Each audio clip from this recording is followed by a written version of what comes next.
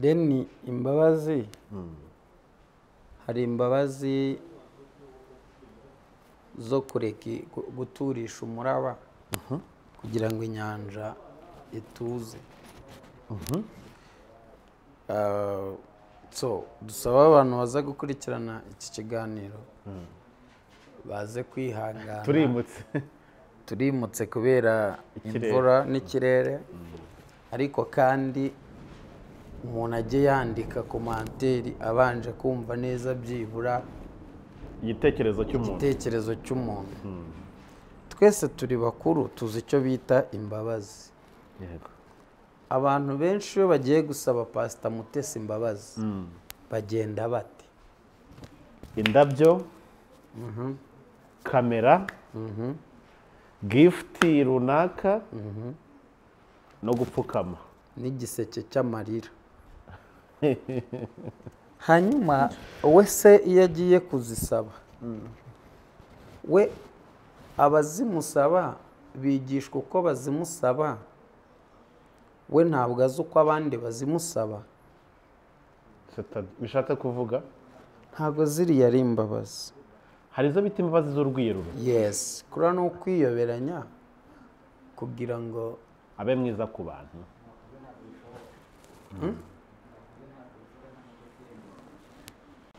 Nuko rero imbabazi ziturisha inyanja ariko zitururutse umutima zitandukanye n'izururutse umutima, kandi imbabazi ziturisha inyanja zitandukanye n'izikamye inyanja.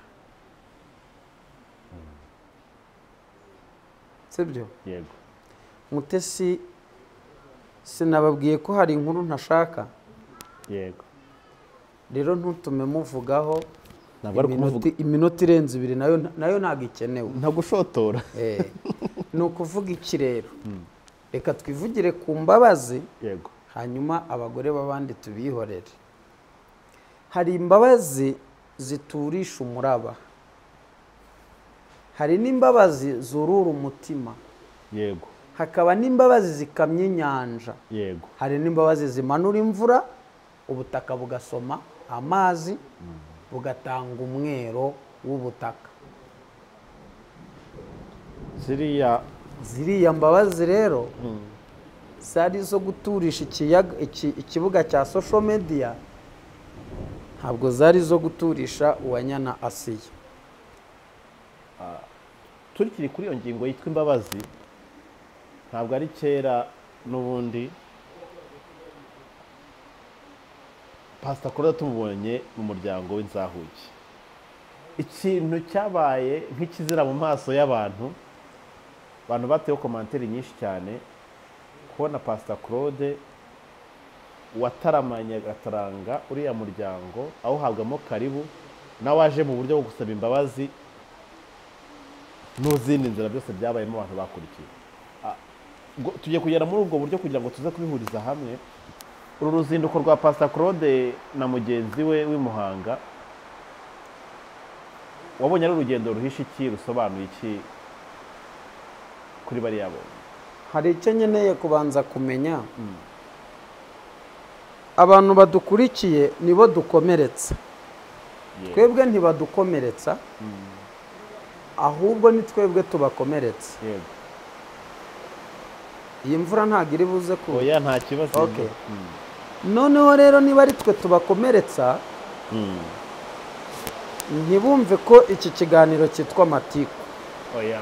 Icyo tubanje gukuramo, nashaka kumenya ubwo ziriya bodaboda zaguzwe nande. Mucyo numvishe nabajije Claude, yambwiye ko hari umuntu wamutumye nyuma y'ikiganiro yakoranye n'inzahuke. Wari umuntu wamutumye amuha ibintu byo kugira ngo azashyire Asiya. Bosco nawe ngo hari ibindi bintu yongeyemo, bagura amakayi, bagura utuntu nyine tw'udukoresho turi aho ngaho, bagenda mu buryo kugira ngo bashyigikire iriya fondasiyo y'inzahuke. Ni muri ubwo buryo nyine ngo mu bantu bakoshereje Uwanyana Asiya ndimo cyane sibyo cyane rwose icyaha uracyemeye buriya mujye muba abantu b'abagabo mwemera icyaha mushobora no kwemera ibyo mwakoze ndakwemera njyewe ubwanjye mwisabiye audience 4 urumva kandi mu by'ukuri nta n'icyo nakoze kiremereye kiruta icyo Pastor Claude yaba yarakoze n'uwazanye amajwi ye ngo bari mu rukundo ko bari mu rukundo sibyo n'ubu nakwereka chat hano mubwirana ariko iyo umuntu agusabye imbabazi aba akeneye kubohoka. Uwanyana ntago dukeneye kumusaba imbabazi nka ubwe ni abakunzi b'inzahuke bose sibyo niba Uwanyana yababariye Pastor Claude ubwo ni ngombwa ko na timu y'inzahuke imubabarira. Ahubwo ikibazo kubera iki twebwe twashatse kuzimusaba ibyaha byakorewe kuri kamera biba bigomba kurangirira kuri kamera kugira ngo n'abandi babibonyemo nabo bagire bavuga bati none se nibishaka we kuki adatera intambwe ngo ajye gusaba imbabazi. Bivuze ngo hari abemere bifurize amahoro y'Imana, bifurize kugubwa neza, bifurize umugisha kandi bifurize amahirwe muri byose mukora. Ndishimye cyane kuba nicaye hano, kuba turi kuganira namwe, nawe wadukurikiye uri kumwe natwe, Imana igumugisha cyane. Ndagarutse ndi kumwe n'Iriba ry'Abera TV, nabonye hari n'Imana irahari TV, byose Imana igenda yagura umurimo wayo mu buryo bwayo. Ni nayo mpamvu yimutira gushima Imana. Iyo ndi kumwe n'umuvandimwe Nibishaka Theogene, bari by'agaciro gakomeye cyane, kandi nongeye kwishima kuba ndi kumwe nawe mu murongo mushya n'ubwo buryo ubu ngubu ntabumenyereyemo. Ubwa mbere kubonye wambaye ingofero ni ikibazo cy'ijisho. Ijisho rirarwaye, ngire ngo twigeze kubikomozaho mu gihe cyashize, cyagiye kera. Njya Bishenyi bampa imiti yo gushiramo ariko ntibararyoza. Barabizi ko nanjye ntakunda ingofero. N'ubwa mbere ubwa mbere ngubonye nabyibajijeho. Ntago rimeze neza, ubibona biragaragara umutuku, urabona ko ntago rimeze neza. Niyo mpamvu rero na kano kazuba kari hanze hasaba ntago nkunda ingofero, ngira ngo abantu barabizi. Hari ukuntu umuntu ashobora ati se uyu mugabo yadusuzuguye mu kiganiro, ariko no kugira ngo kontrole urumuri rwere kwinjira mu jisho cyane kugira ngo bigabanye bwa bubabare bw'urumuri rwinshi mu jisho rirwaye cyane. Imana ihumugisha rero abantu babana natwe cyane, ngire ngo unaramutse abantu bacu. Tunahani karibu muri kino kiganiro, tujye kuganiraho byinshi cyane, nizeye ko biri buze gushimisha abantu bagiye kutwumva uyu munsi wa none. Nkunda kubabwira ngo naba agaciro, nabo barabizi cyane, icyo bamaze barakizi. Nukuri bubahwe rero mu magambo make, kandi Imana ibahe umugisha cyane. Hari umuntu wahoze ambaza byinshi cyane ati se uzatubarize Theo, uyu murongo mushya yatangiye ni umurongo mushya umeze gute? Kuko ngire ngo hari ibiganiro wasezeye kutazongera kugaragara, mutazongera no gukora bijyanye n'ivugabutumwa ugiye gutangira gukora, kuriha imbaraga n'ibindi byose, mu buryo bwo kugira ngo icyo wahamagariwe ukomeze kugisohoza kandi neza cyane. So hari nkuru yatambutse uvuga ko hari byinshi cyane uretse abantu bose, uretse ibihe ntizongera gukora kuri YouTube. Se uzakora kuri YouTube udashobora gutanga commentaire ku by'abantu bavuze, bimeze bite ubundi kugira ngo yenda tunabane neza muri kino kiganiro mbere ko tunajya mu bindi, ariko tubone tukomose kuri ikintu kugira ngo abantu basobanukirwe cyane. Ari ikiganiro najyaga nkurikira kuri Radio Rwanda, niba kigicaho niba kitagicaho simbizi, cyajyaga kivuga ngo uburezi n'uburere. Sinibuka umunsi cyatambukaga ariko ndabizi ko cyabagaho. Ntago ndi bujyana abanyarwanda hirya no hino kuko njya nkunda kubwira abanyamakuru n'abakora inkuru zose bajya bamenya abo babwira. Ukigaragara kuri kamera uretse baba YouTube bagenzi banyu bahita batukana, umwima ikiganiro bitewe n'ibyo ashaka kugukoresha agahita yandika commentaire itukana. Yego. Ariko ntago tuba tubwira ibikoko bitabona cyangwa bitumva, tuba tubwira abantu. Yego. Byanze bikunze icyo nasezeye ni inkuru runaka, ibi na biriya byagarutse.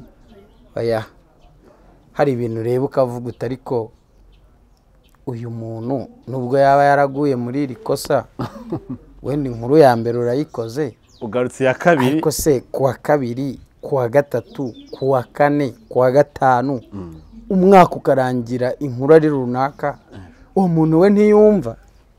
Ariko nizere ko inkuru ariko gutanga ibitekerezo byo ntuzigira uhagarara. Gutanga ibitekerezo nicyo tubereyeho. Yego. Ariko nanone guhora udonda urutoki, oya, ntago bihesheje Imana icyubahiro. Niba ukebuye umuntu rimwe, mukebure rimwe rirahagije, riba ribaye yari umuntu wumva.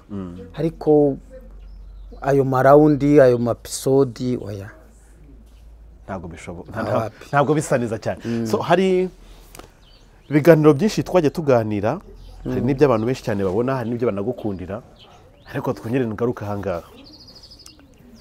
Yo kumbona iki ukwarya itiki ko muri turyegereje nta gakuru k'umugeni kandi ari amasezerano wagiye uduha mu bihe byatambutse. Ati njyewe uyu mwaka n'uyu ntunsiga, 2024 irashize, na gatanu nayo tuyigeze mu nda. Ubu turamenya byatutuza kubigerekeza hehe ko ushobora gusanga ari nk'umuntu wabuze n'amahirwe yo kuvuga ati reka nyamara ndabona twarwubaka rugakomera. Tewo iki kintu gitekerezaho cyane. Abantu ubu nzanye rero injishi irakenewe mu buzima. Okay, umuntu wese yuzuzwa n'undi. Nta muntu ugirwa n'undi, ariko umuntu ashobora kukuzura kugira ngo ube uri umuntu ushitse. Yego. Nuko ugomba kuba hari ama-PS ufite mu buzima bwawe. Yego. Nagiye mpura n'imbogamizi nyinshi. Wenda ntago mvuga ibintu byinshi kuko ntago ari ngombwa cyane. Hari ukuntu umuntu yihiringa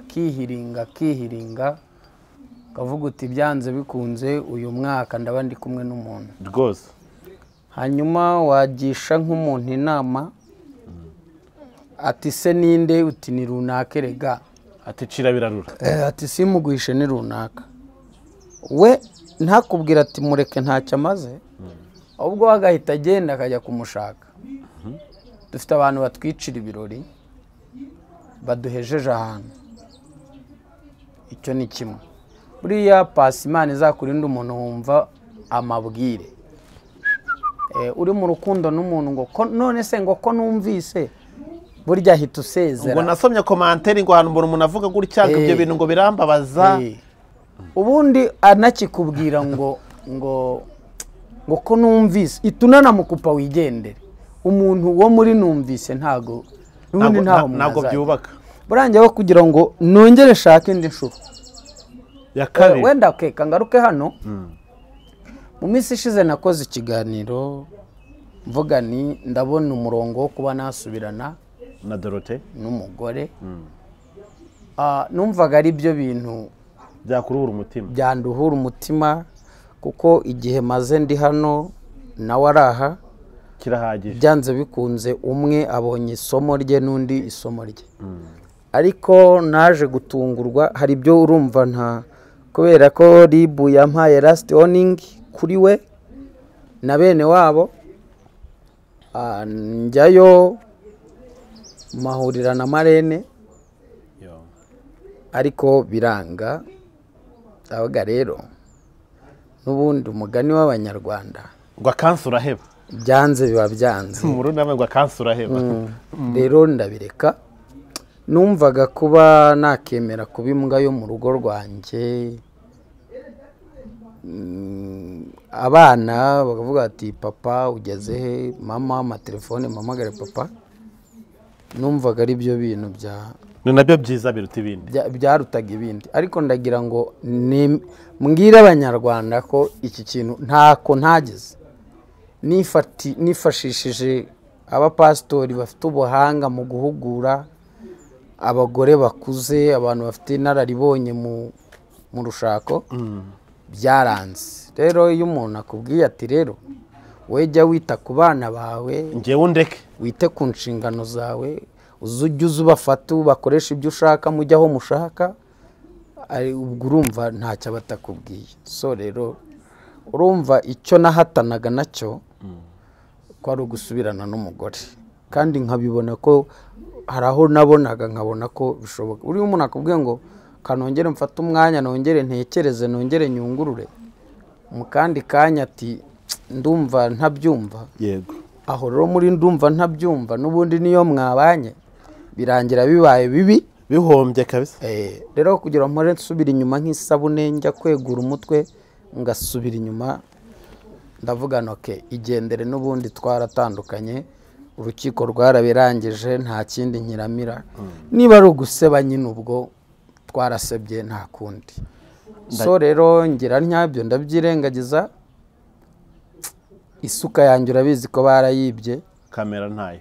Nashobora gufata kamera nkajya muri ubwo bukwe nkafotora ayo mafoto n'utundi turaka tw'utuniveriseri runaka, nkaba nabona n'amafaranga, wenda nkavuga nti mbonye n'uwo nako na 500.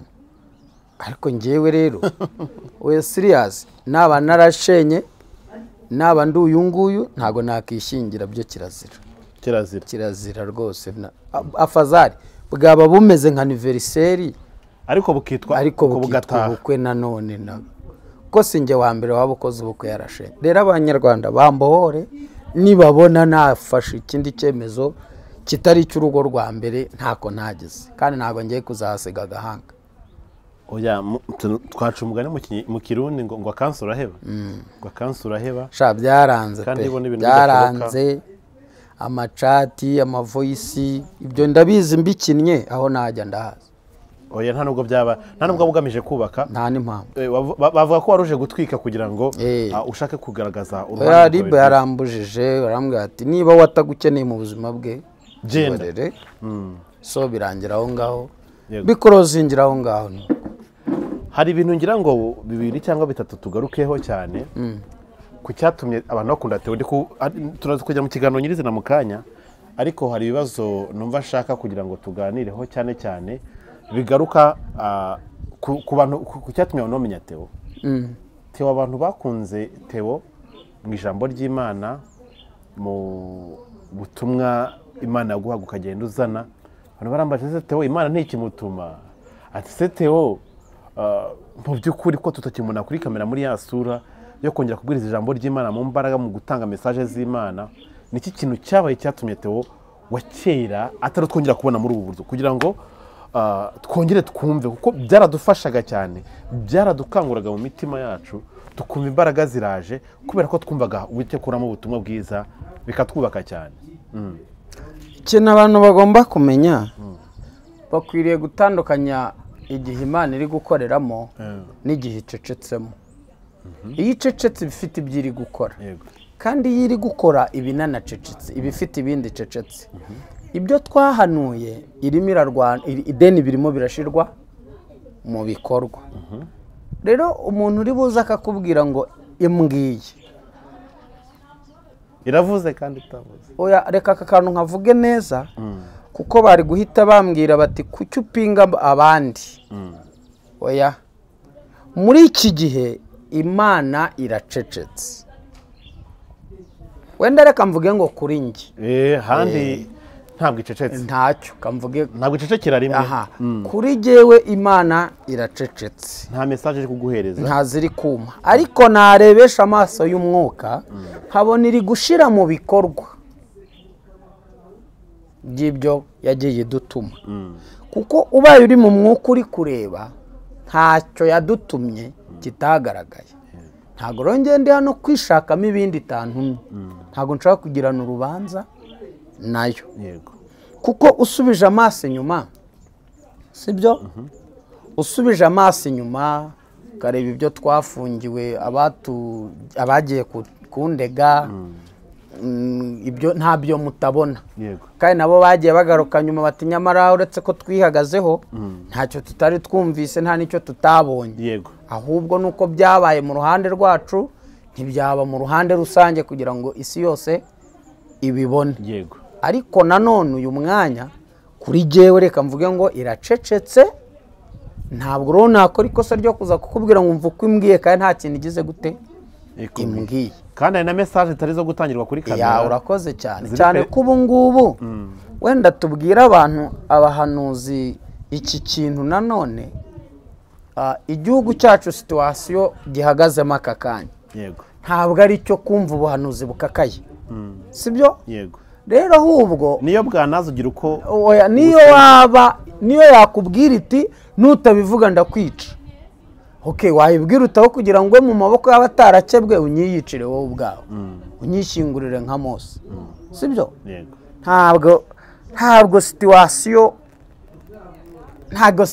ariyo kuza ngo kubaraguye ibikomeye runaka ibidarize ni ibiki ni ibiki utari kubona byaba ari ibiki ubu tuvugana iki gihugu gikeneye ubuhanuzi bumwe buvuga ngo Imana irigaruye ariko akaba ari yigize gute ibikubwiye kuko situwasiyo niba muri kuyireba ntabwo ariyo ibintu abantu bahagazemo ngo nawe uzababwira uti murapfuye murakenyaguritse murashize kabaye byakomeye rwose iby'Imana yavuze mubirebere muri situwasiyo kandi namwe musenge iragenda ibahishurira kimwe ku kindi hari ibintu bibiri cyangwa bitatu ngire ngo tuvuge muri kino kiganiro hari ukuntu nifuje kukubaza icyo utekereza ku ngingo ebyiri cyangwa eshatu cyane turagaruka ku ngingo ikomeye cyane yitwa imbabazi imbabazi ubundi zijyana n'urukundo uko ni ukuri kuko kimwe ntigisiga ikindi ngo urukundo rurihangana rurababarira n'ibindi byose tubisanga mu rukundo izo mbabazi nta minsi ibiri cyangwa itatu iciyemo tubonye Pastor Mutesi asabye imbabazi Asiya ariko abantu ntibabibonyeho kimwe abantu nabyo muri buno buryo tujya kuganira ku bitekerezo by'igihari ntabwo tujya kwibasira umuntu runaka cyangwa se ngo tuyoborwe n'amarangamutima ahubwo tujya muri realite kubera ko hari igihe umuntu afata umurongo nk'uyu nguyu kugira ngo yubake sosiyete apana kugira ngo aheze uruhande abe nk'umufana avuga ati njyewe ndi timu Mutesi njyewe ndi timu Asiya njyewe ndi timu kanaka nk'uko benshi cyane bagenda babigaragaza so sinzi niba aragize amahirwe yo kubyumva kuba yaravuze ngo yemeye ko yasabye imbabazi Asiya ariko Asiya akavuga ati ntabwo bigeze bamwigira ngo bamusabe imbabazi iki kintu bakivuze mu buryo butandukanye cyane ku ruhande rwawe niba waragikurikiyeho wakitubwiraho iki kugira ngo wenda n'umuntu udukurikiye nawe asobanukirwe uko ubyumva